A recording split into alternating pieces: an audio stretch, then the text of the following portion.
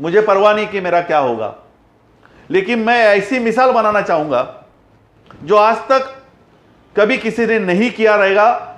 मैं इस हैवान के साथ ऐसे करने वाला हूं और मैं ये स्वीकार करने को तैयार हूं, जो भी होगा ये कैमरे के सामने होगा। अब ये पुलिस तय करे कि वो पकड़ेंगे कि मैं आपके सामने लेके आऊं।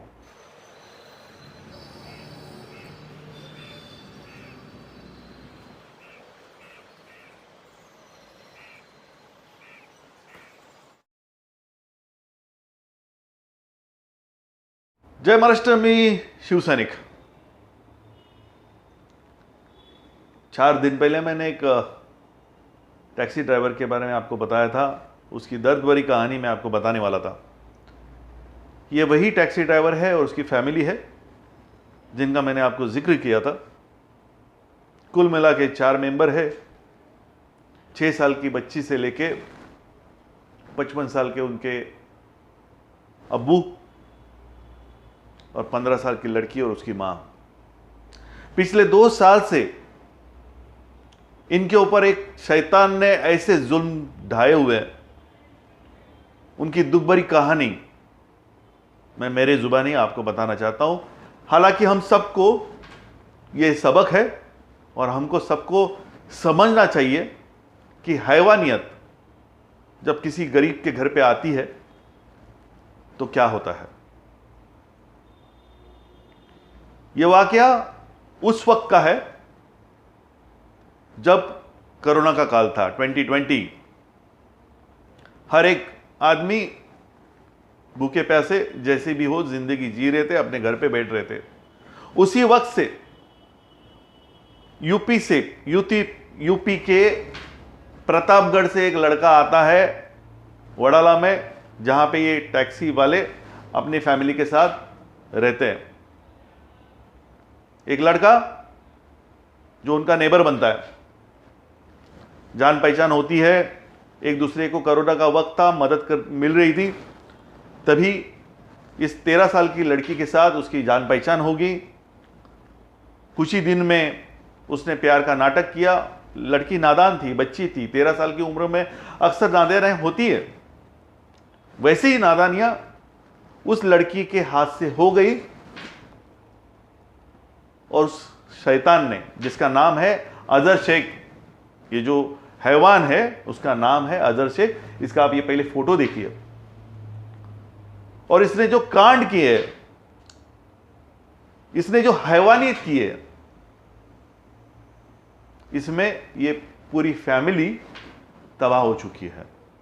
वो इस तरह कि ये सारे कोरोना के वक्त का वाकया जो 2 साल पहले का मैं बता रहा हूं, जान पहचान होने के बाद में उसने इस 13 साल की लड़की को अपने प्यार के जाल में फंसाया, उसको ब्लैकमेल किया, अलग अलग झूठे वादे किए। लड़की भोली भाली थी और उसके कुछ आपत्तिजनक फोटोज और वीडियोस इस हैवान ने बनाए, उसको मजबूर किया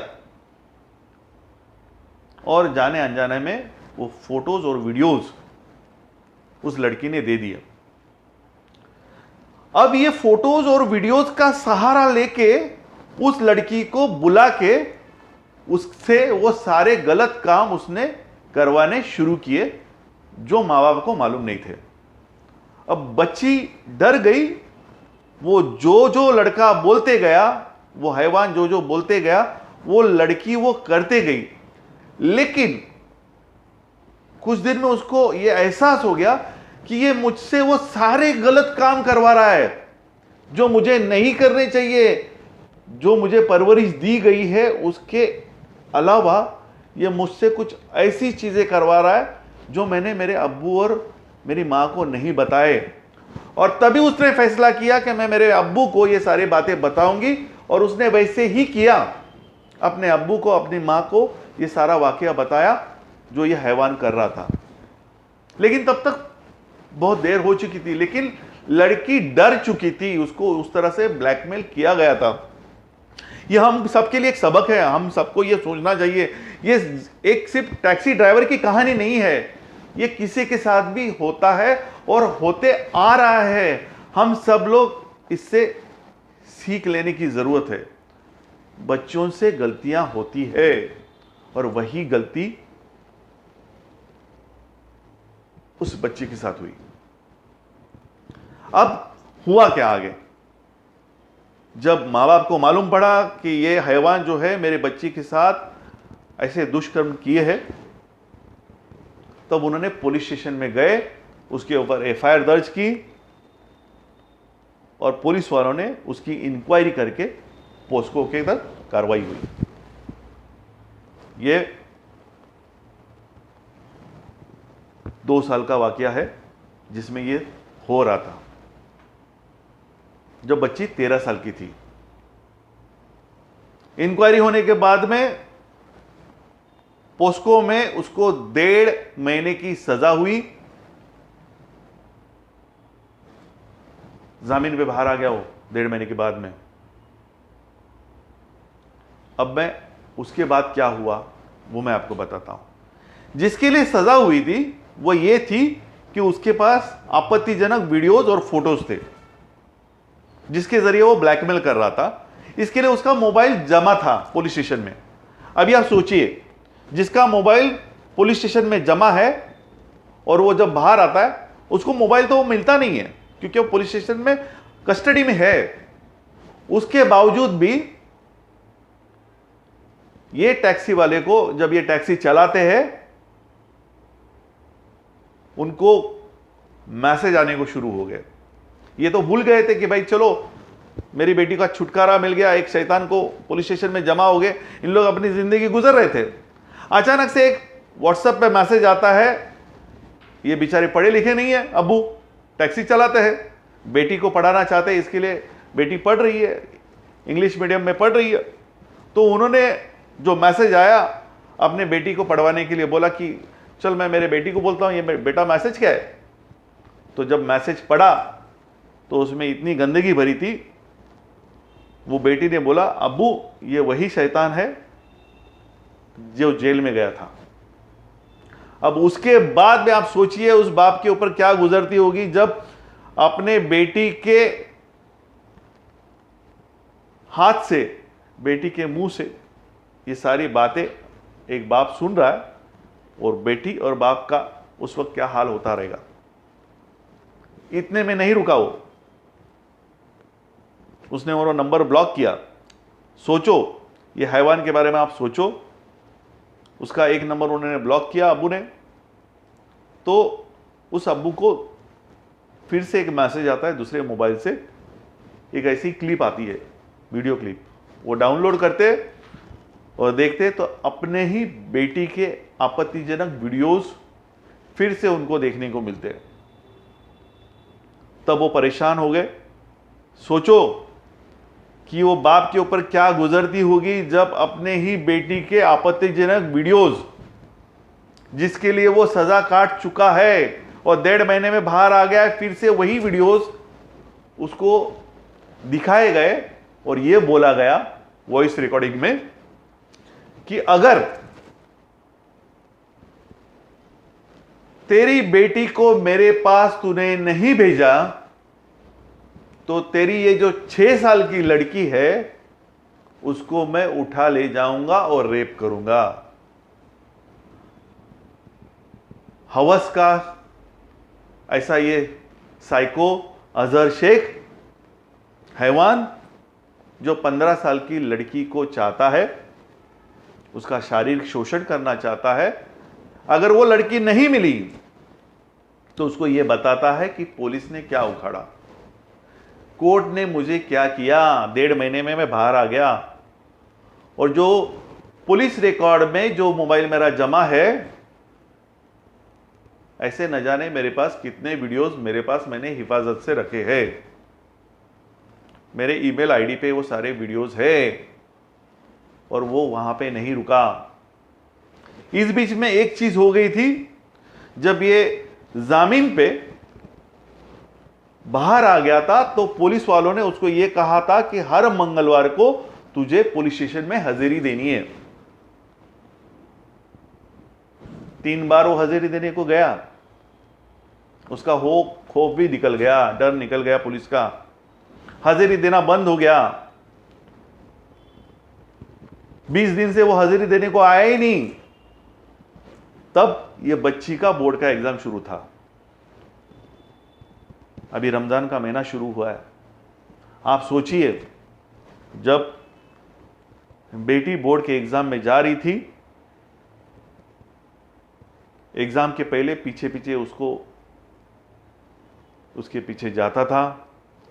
भरे चौक में, भरे बाजार में, जहां पे स्कूल है, जहां सारे बच्चे पढ़ते हैं, वहां पे वो गया।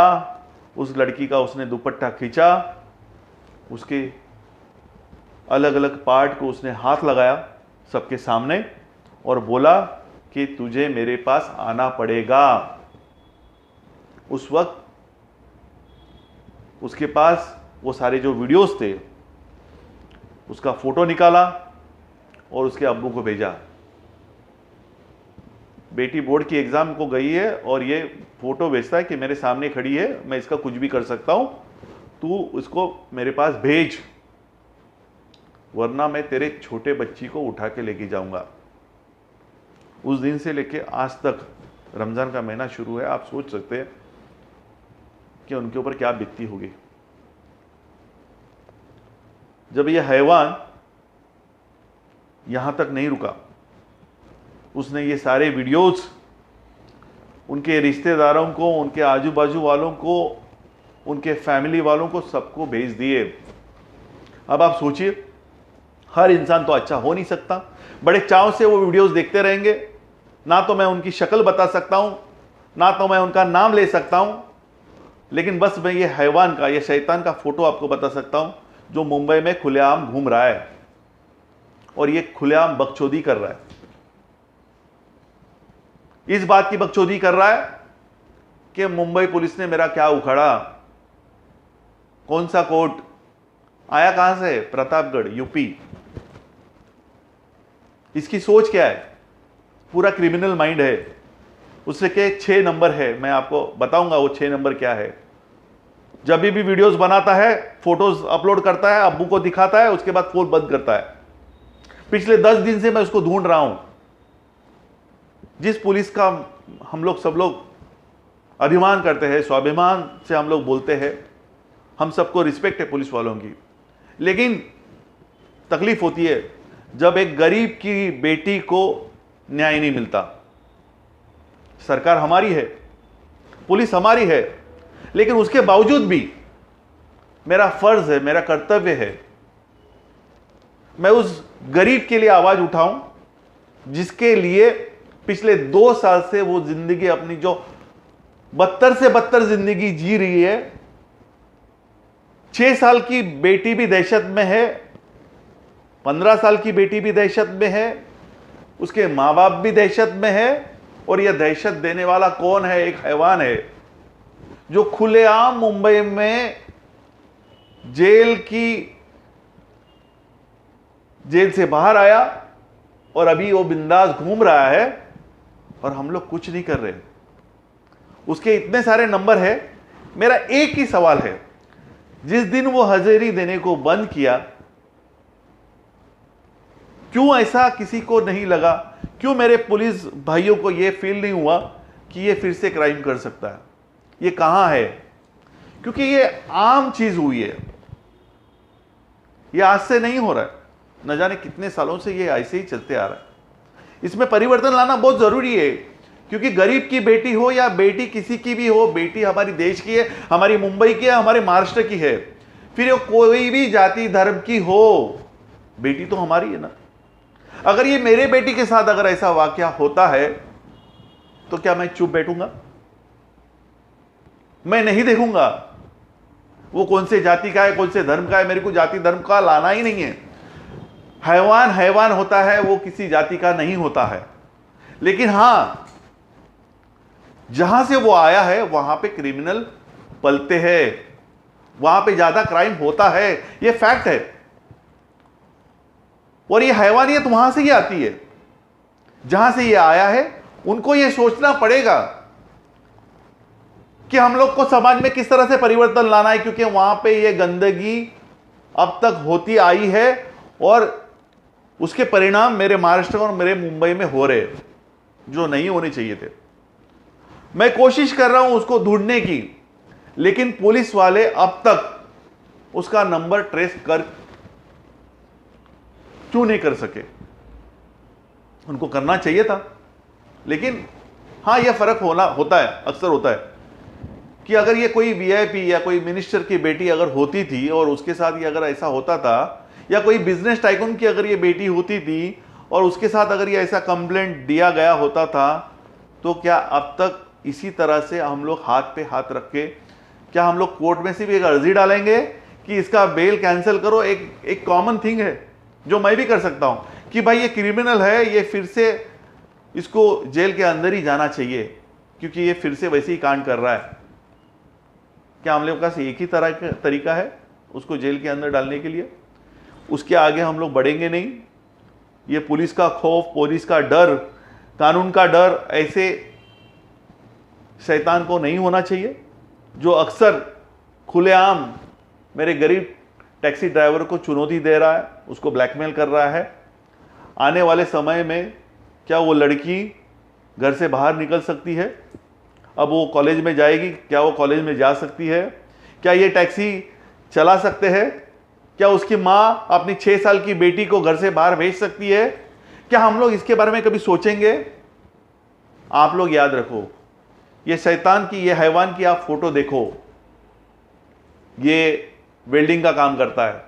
कोई भी मुंबई के और महाराष्ट्र के दुकानदार जो वेल्डिंग का काम करते हैं, जो ग्रिल का काम करते हैं, अगर ये आपके पास आता है तो ये कारागिर है, ये वेल्डिंग का काम करता है।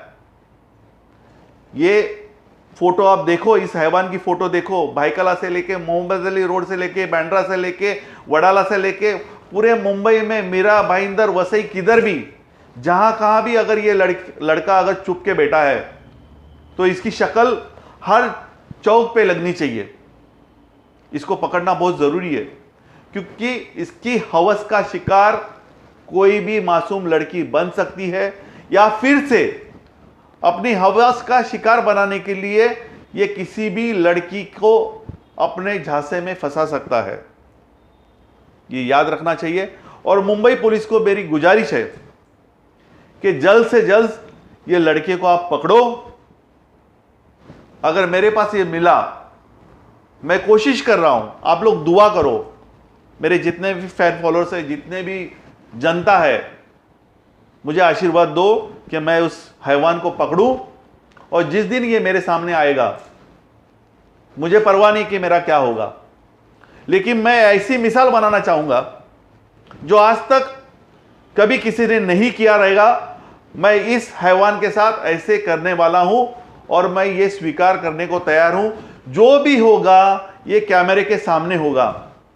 ये ऐसे हैवान को क्या सजा मिलनी चाहिए ये मैं खुलेआम बताना चाहता हूं, ताकि महाराष्ट्र में फिर से ऐसी जुर्रत कोई कर नहीं सके।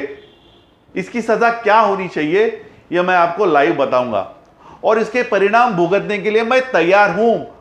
अगर मेरी बेटी के साथ अगर ऐसा होता था तो क्या मैं ऐसे चुप बैठा था? क्या मुंबई पुलिस के या किसी भी अफसर से, आला अफसर से उनकी बेटी के साथ अगर ऐसा होता था तो क्या वो चुप बैठे थे? क्या कोर्ट के मेरे जज है, सम्मानीय जज है, उनकी बेटी के साथ ऐसा होता था तो क्या वो चुप बैठे थे? लेकिन गरीब की बेटी है, हजारों है, कीड़े मकोड़े जैसे जीते हैं, कौन दुहाई देगा? किसके पास जाएंगे? बार बार पुलिस स्टेशन में अपने बेटी के वीडियो कहां कहां देंगे? पेन ड्राइव पे किन किन लोगों को वो देंगे? मुझे बताइए। जो एक बार वीडियोस और फोटोज कस्टडी में दिए हैं, क्या वो बार बार वही वीडियोस, अपने बेटी के वीडियोस किसको शेयर कर सकते हैं? सोचो, उनके गांव में, उनके रिश्तेदारों में, उनके भाइयों को, सबको वो वीडियो दिखा चुके हैं। तो ये हैवान को पकड़ना बहुत जरूरी है। और दुआ करो, रमजान का महीना है, वो मुझे मिले और मैं आप सबके सामने लेके आऊं। अब ये पुलिस तय करे कि वो पकड़ेंगे कि मैं आपके सामने लेके आऊं। जय हिंद, जय महाराष्ट्र।